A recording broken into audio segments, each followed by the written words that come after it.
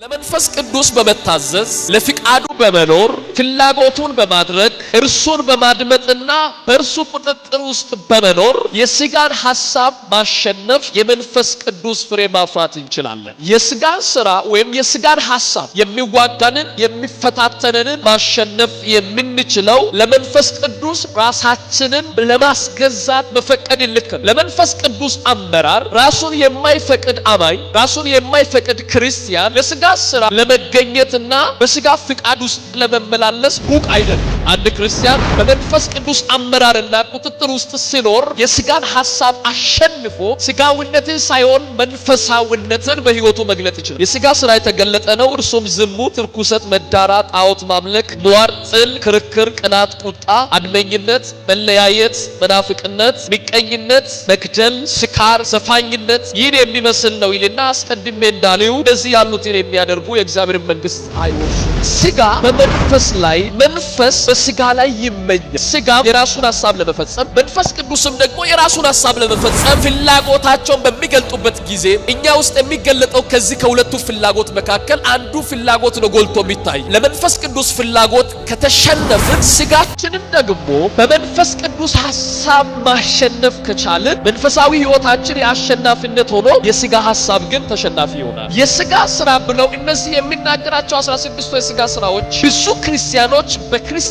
ሕይወታቸው እንዳይበረቱ፣ መንፈሳዊ አቅማቸው እንዳይገለጥ፣ በመንፈሳዊ ሕይወታቸው እንዳይበረቱ፣ በጌታ ቤት ለማደግ በመንፈሳዊ ሕይወት ለማደግ ያላቸውን ጥማትና ያላቸውን መሻት በሕይወታቸው እንዳይፈጽሙ ትልቅ ተግዳሮት የሚሆን ነገር። በቤተ ክርስቲያን ውስጥ መንፈሳዊነት ጎልቶና ደምቆ መታየት ሲገባ አሁን እኔና እናንተ የደረስንበት ዘመን በቤተ ክርስቲያን ውስጥ መንፈሳዊነት ሳይሆን መንፈሳዊነት የሚመስል ሥጋዊነት በቤተ ክርስቲያን ጎልቶ እየታየበት ያለበት ጊዜ ውስጥ ደርሰናል። ቤተ ክርስቲያን ውስጥ መንፈሳዊነት ከሚታይ በላይ ሥጋዊነት እንዲታይ በቤተ ክርስቲያን ውስጥ የሚያሳልፉ የሚያመልኩ የተለያዩ የቤተ ክርስቲያን ሐሳብና ሥርዓት የሚፈጽሙ ሰዎች ከቤተ ክርስቲያን አዳራሽ ውስጥ ወጥተው ሲሄዱ በሕይወታቸው ላይ መንፈሳዊነት ጎልቶና ደምቆ መታየት ሲገባቸው መንፈሳዊነት የማይመስል ነገር ግን ሥጋዊነት በአማኞች ላይ ጎልቶ እየታየበት ያለበት ጊዜ ውስጥ ነው ያለው። ዝሙት ከነዚህ ካራቃችሁና ካልተለያችሁ በመንፈስ ቅዱስ መመራት አትችሉ፣ የመንፈስ ቅዱስን ፍሬ ማፍራት አትችሉ። ይሄ የዝሙት ፈተና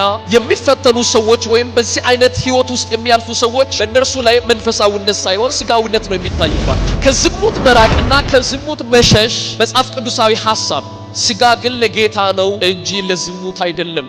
ሥጋችንን ለጌታ ለእግዚአብሔር ለመንፈስ ቅዱስ ሐሳብ እንጂ ለዝሙት ሐሳብ ብናዘጋጀው በእኛ ሕይወት ላይ ሥጋዊነት ጎልቶ ሲታይ መንፈሳዊነት ግን በሕይወታችን ይደበዝብናል። ዝሙት በጣም የብዙ ክርስቲያኖችን ሕይወት የብዙ አማኞችን ሕይወት መንፈሳዊ አቅማቸውን የሚያደክም ጉልበታቸውን የሚያደክም መንፈሳዊ አቅማቸውን የሚሰብር ክፉ ጠላት ነው።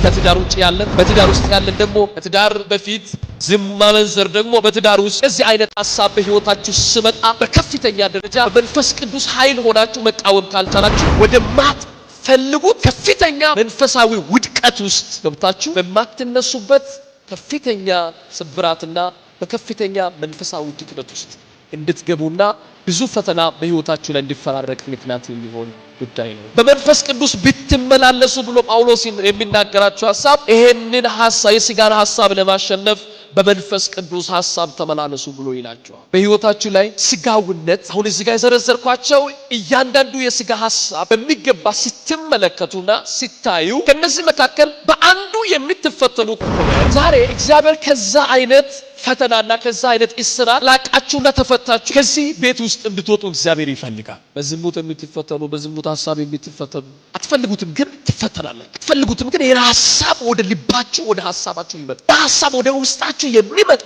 መንፈሳዊ አቅማችሁ ለመግደል ሥጋዊነትን በእናንተ ሕይወት ላይ ሕያው ለማድረግ የሚመጣ ሐሳብ ነው። በኢየሱስ ስም በእግዚአብሔር ሐሳብ ያ ሐሳብ የተሻረ ይሁን።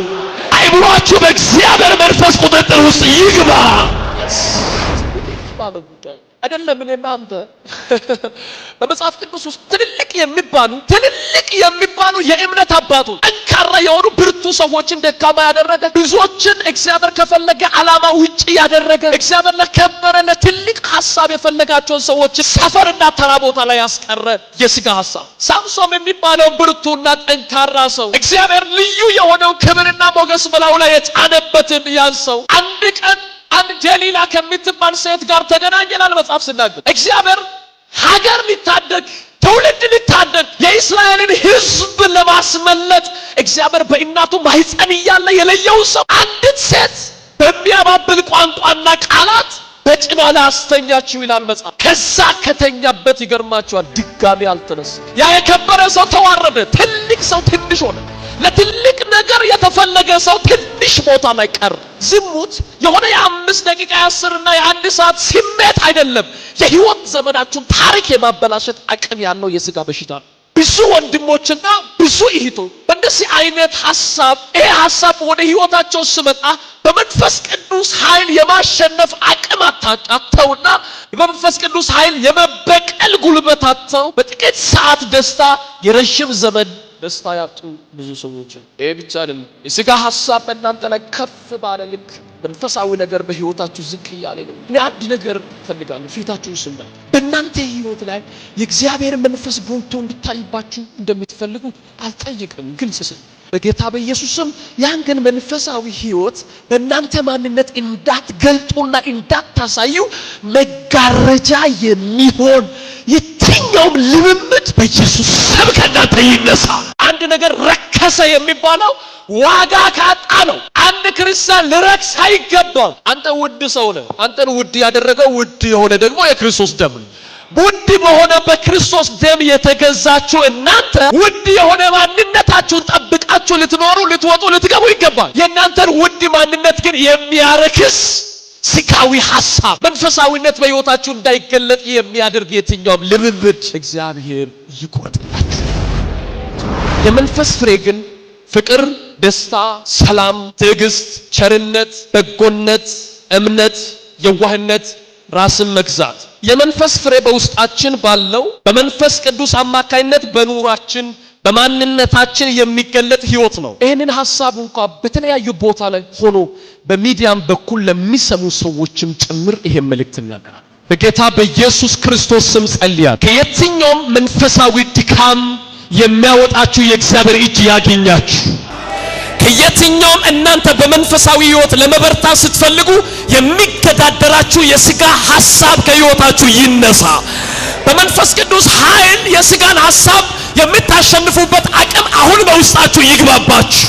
በኢየሱስ ስም ይግባባችሁ። የሆነ እየታገላችሁ ያለ ያ መንፈሳዊ ህይወታችሁን የሚገዳደር ያ ተጽዕኖ ከእናንተ ህይወት ላይ ይነሳ። እኔ ይህን ህይወት አልፈልገውም እያላችሁ ነገር ግን በእናንተ ህይወት ላይ የቆየ ያ ማንነት በእግዚአብሔር መንፈስ ቅዱስ ኃይል የተሸነፈ ይሁን።